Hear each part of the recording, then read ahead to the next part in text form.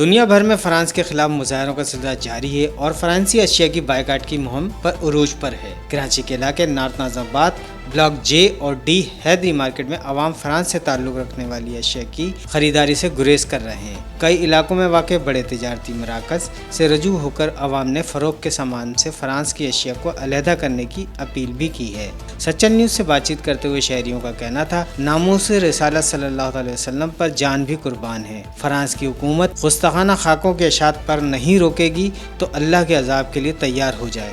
مسلمان ہونے کے ناطے ہمارا فرض ہے اس خبیث ملک کی ہر چیز کا بائیکاٹ کریں، حتیٰ وہ چیز ہماری جان ہی کیوں نہ بچانے کے کام آتی ہو۔ ہمیں ایسے ملک کی کوئی چیز نہیں چاہیے جو ہمارے نبی آخری الزماں محمد مصطفیٰ صلی اللہ علیہ وسلم کی شان میں گستاخی کرے اور ہم اس کے ساتھ کوئی لین دین کریں۔ کراچی کی عوام فرانس کی اشیاء کا مکمل بائیکاٹ کرتی ہے اور ہمارے قرآن بھی ان کی اشیاء کی درآمدی پر مکمل پابندی عائد کر دیں۔ ہم نے اپنی دکان سے فرانس کے آئٹم تمام کچرے میں ڈال دیے ہیں۔ عوام سے پرزور اپیل ہے کہ وہ بھی فرانس کی اشیاء کا مکمل بائیکاٹ کریں۔ آقا کی شان میں گستاخی کرنے والے معافی کے قابل بھی نہیں ہیں۔ مسلمانوں کی دل آزاری کرنے سے باز آ جائیں، نہیں تو ایسا نہ ہو کہ فرانس کے لیے خطرہ جان بن جائیں۔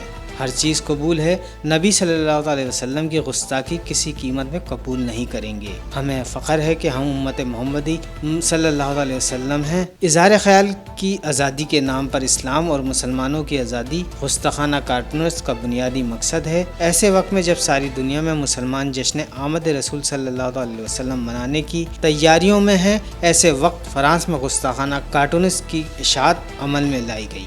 کیمرہ مین عامر کاظمی کے ساتھ غفران خان، سچل نیوز، کراچی۔